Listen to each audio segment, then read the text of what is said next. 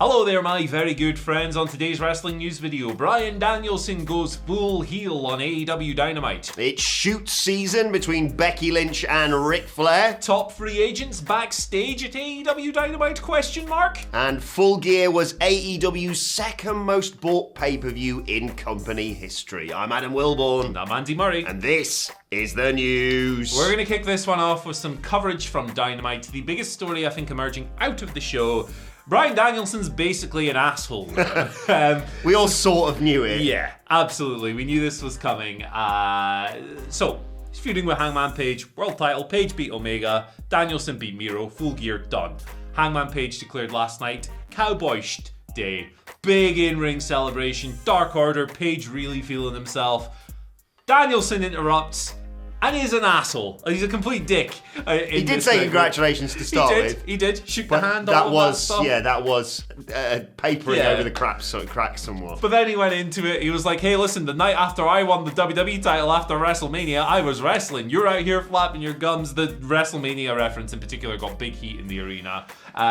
They almost brawled. The Dark Order got in between them before it could get truly heated, but Page ended up breaking through, getting at Danielson. Danielson bailed. He then wrestled Evil Uno straight away, and he was an asshole again. Could have pinned him after that knee, couldn't he? Yeah, he really could have. Him. He really could have, but he prolonged the agony. He worked a little stiffer. He was pissy. He was talking smack. He was more aggressive than we've seen in recent weeks. Handled Evil Uno relatively straightforwardly, and then he cut another promo where he just peed all over everything. Norfolk, Hangman Page, the Dark Order. He's going to go through the Dark Order, it seems. He's facing Colt Cabana in Chicago next week. So, I'm reticent to call this a full-on turn because it's more like just an acceleration of traits he's been showing already, like aggression and he's been a bit snippy. He's been talking about kicking people's heads in since day one. So it's not really like he's done this dramatic great turn. He's just embracing the bastardry to emphasize that Hangman Page is the hero.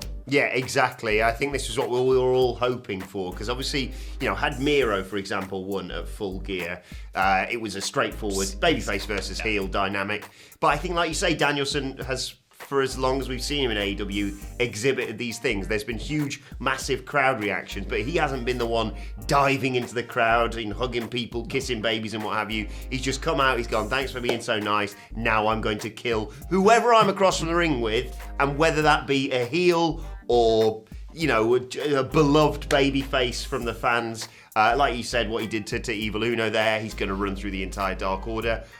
There's a bit of me, it's a bit of me that often comes out that wants him to put -1 in cattle mutilation. But that is, not necessarily what I'm suggesting. You know about my history with attacking children and suggesting them as part of a storyline. You know what it's like. So that's what I think he's going to do in the future. Not really, of course, but he's going to go through the entire Dark Order. Obviously a joke. Yes, he is. It's the perfect dynamic.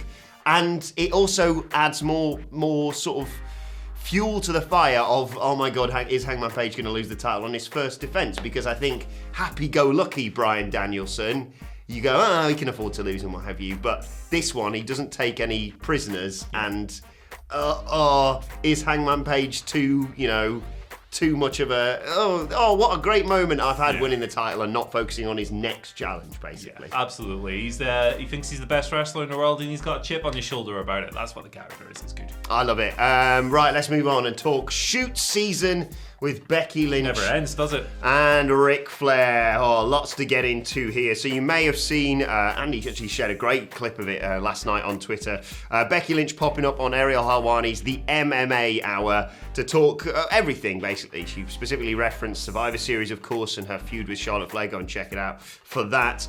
But she was also talking about Charlotte's dad, Rick.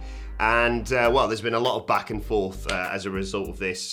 He had said that he was travelling to Survivor Series to watch Lynch attempt to beat his daughter up, saying that there, quote, wasn't enough choreography in the business to save the Raw Women's Champion. Becky didn't take too kindly to that. Basically, she revealed she had a tweet in drafts that she didn't press send on, saying, I saw that tweet, the one you're referring to, the one I'm kind of referring to. I looked at it and I wrote out a response that would have really been quite biting. I deleted it, I let it go because I think it's quite sad. This is a legend at one point who is now this legend, 16-time world champion Ric Flair, is now jealous of me. She continued to say he was basically using her for clout.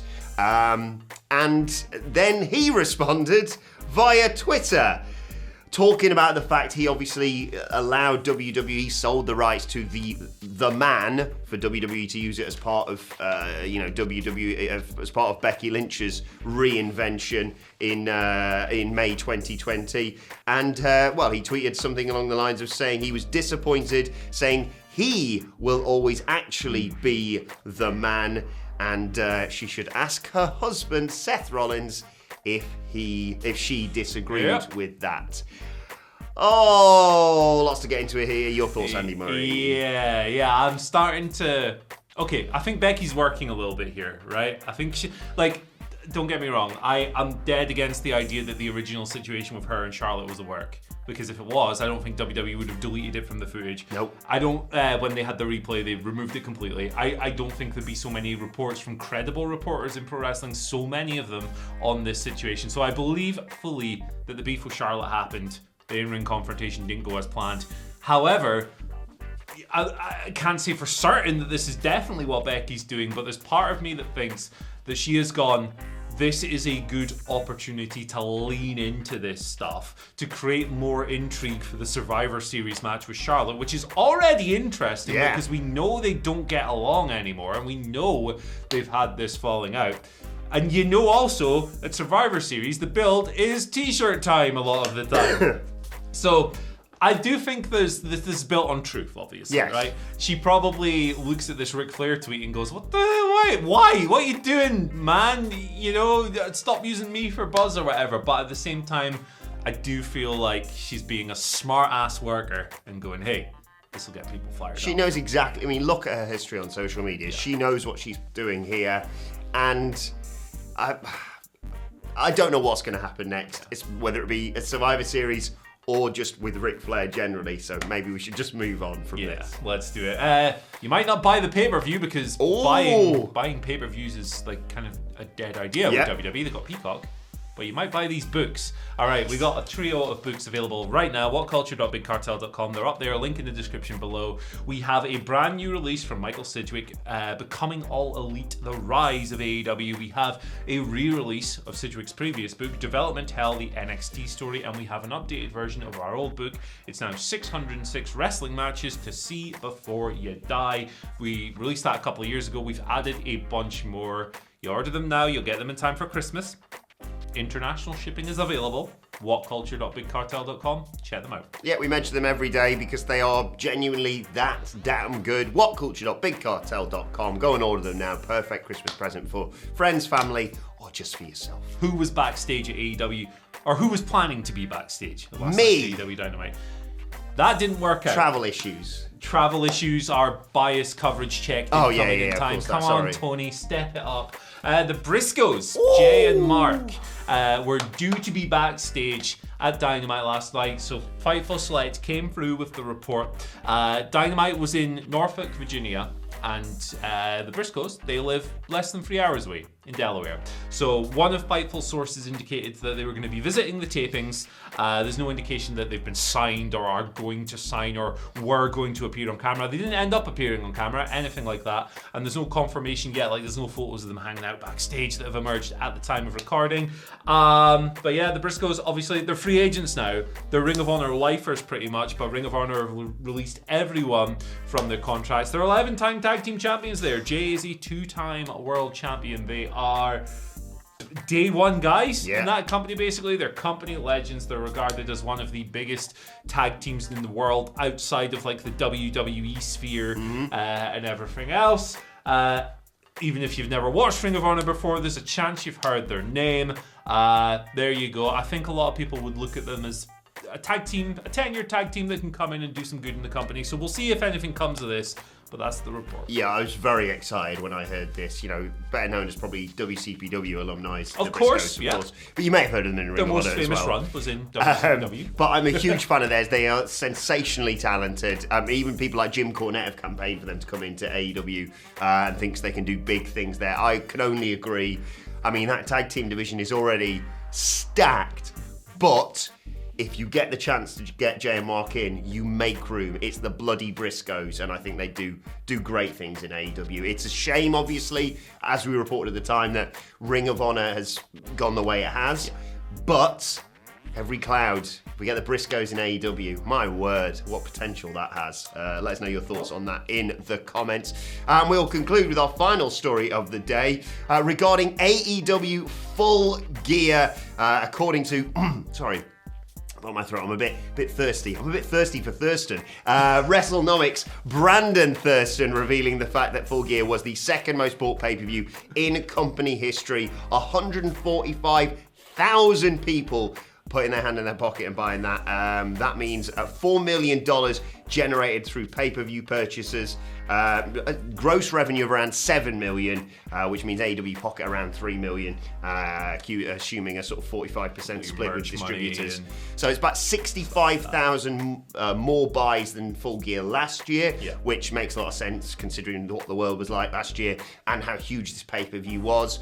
It's only beaten by All Out, as you would assume, which had CM Punk wrestling for the first time on there. So you can kind of give it a silver medal and go, that's still pretty damn good. It's a good number. Yeah, absolutely is a good number. This pay-per-view was largely built around the promise of Hangman Page defeating Kenny Omega. So for it to outdo all other pay-per-views in company history, apart from the one that had CM Punk and the promise of Bryan Danielson, teasers, things like that, they were never going to come close to the all-out number with this. That just wasn't realistic. Don't listen to anyone who claims that it was. This is a good number, second highest in company history. The top 4 most bought pay-per-views in AEW history have all happened in 2021 as well, which is cool.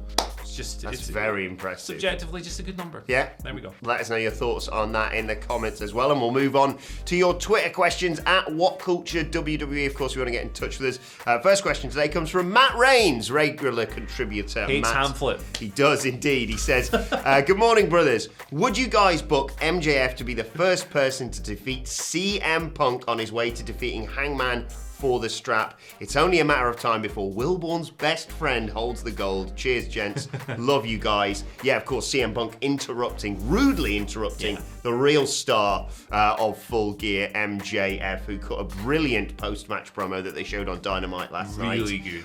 Next week, Andy, where's Dynamite? Chicago? It's in Chicago. Yes, of course it is. So versus... I'm a little bit excited for MJF responding to CM Punk negging him and walking away from a very nice, friendly handshake. And we're in MJF's Long Island home state shortly after that as well. So this works out really nicely. But yeah, he's gonna beat CM Punk for the first time, isn't he? I don't know. He is. I am 50-50 on this. I don't think there's a bad outcome. This is a match where I think either result is good and can be used for a story and everything else. MJF, you beat CM Punk, man. That's a pretty big way to punch your ticket for a world title shot, right? But CM Punk at the same time is on this thing where he's like, if anyone caught the Road to that they uploaded to YouTube before this show, I'm on my way to remembering who the F I am. And if he is just a bigger asshole in the match with MJF, and maybe MJF finds something he can use to go, I was screwed again, as he often does in these situations. It's all good. It's just interesting stuff, and I have no problem with either result. Someone's always got to go, both undefeated, of course, in singles matches. Yeah, MJF never been pinned. Never officially lost. Moxley using an illegal move. I don't want to go over it again, but we all know. We know how we feel about this. He's still not going to shag me. Just for the comments here. Second question today comes from Weeb Stuff, because why not, on Twitter, who says, could the Survivor Series be saved? No. So third question. Sorry, could the Survivor Series be saved by going back to the formula of multiple Survivor Series matches that end in the survivors of those matches having one final Survivor Series match? I mean, anything is better than brand warfare and t-shirt time. I think the problem you would run into there, I agree, we don't like brand warfare and t-shirt time here. The problem you would run into that, you have... I've forgotten how many people are in a Survivor Series match. Right, so you need 10 people to qualify for this final match. That means you need 10 other Survivor Series matches. These matches often go about 30, 40, 50 minutes. I do not have the patience to sit through a 10-hour pay-per-view. I you could have, I suppose you could have like multiple survivors from different teams, But even so, I don't have faith in true. WWE planning that well enough. And they've had all on bloody booking, 2 Survivor Series matches. Look, elements of a Survivor Series I do like. The fact we're getting Big E versus Roman Reigns and Charlotte Flair versus Becky Lynch. Good matches. As much as it is red versus blue, I'm into it. It's just, think about it before the last pay-per-view before Survivor Series. It's like they forget. I say this every time. They go, oh, bollocks, it's Royal Rumble season or whatever. It's the classic WWE thing where the build often sucks. It's not a great TV company, but the pay-per-views are usually pretty good. Join us on Sunday for the live stream. I can't believe it's this Sunday. What an advertisement. Yeah, we'll make some fun out of it regardless. Pish, but come on. Yeah, well, I'll tell you what, watch, because sometimes we chuck a skittle in the air and catch it in our mouth. So there you go. That's worth the price of entry alone, isn't it? Absolutely. Final question today, multiple choice, special one from Eddie Zamhari here. It's a Would You Rather The Rock 25-year edition. 25 years Survivor Series since The Rock first popped onto our screens. So would you rather main event WrestleMania and have a classic match against The Rock but still lose? Be able to act with The Rock in a blockbuster movie as a recurring cast member? Or get a pipe bomb promo battle for 5 straight minutes? The movie is going to probably make more money and also be less intense on the ego for the promo battle and a match on the body, which would hurt a lot. So I'm taking the money. I'm taking the less demanding option physically and mentally, and I'm going with that. I will go with the pipe bomb thing, because I'm not going to have a wrestling match. Hell no. Imagine that, the main event of WrestleMania, The Rock versus this skinny, lanky, specky ginger guy. Yeah, both of us would get just destroyed by Marco Stunt, let alone... Handicap match though against The Rock, we've got a chance there. Maybe a rock, a literal stone. Yes. We might. I'll get in a pipe bomb promo battle, because I'm going to do a battle rap. So, I'm coming after Top Dollar soon. Oh, God. Let's move on to today's, and finally, very quickly, because I just wanted to share this photo, because I genuinely didn't believe until Nyla Rose shared a sort of update on this, that he'd actually put horns on a Tesla, but that's exactly what Hangman Page has done. And I just really wanted to share that with the world, because...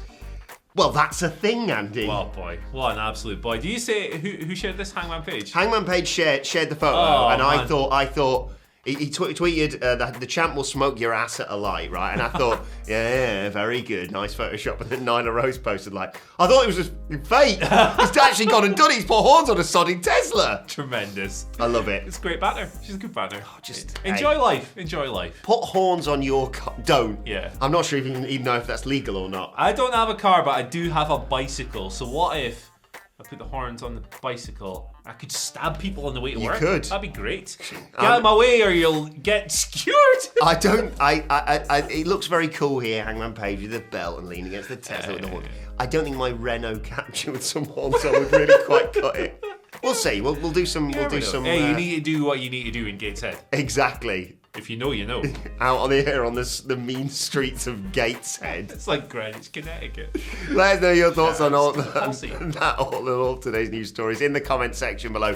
Don't forget to like, share, and subscribe to What Culture Wrestling on either iTunes, Spotify, or wherever you get your podcasts from for daily wrestling podcasts. Myself and the Dandy Boys sitting down to review AEW Dynamite a little bit later on today. Plus, you can let us know your thoughts and Twitter questions on Twitter at WhatCulture WWE. Watch there, follow both of us. You can follow Andy Murray at... follow me at Andy H. Murray. The H stands for, hey, Brian, why'd you have to ruin Cowboy Day? Yeah. That was mean, you mean guy. You can follow me at Adam Wilborn. Follow us all at WhatCulture WWE. But for now, my thanks to Andy Murray. Thank you for joining us, and we will see you soon.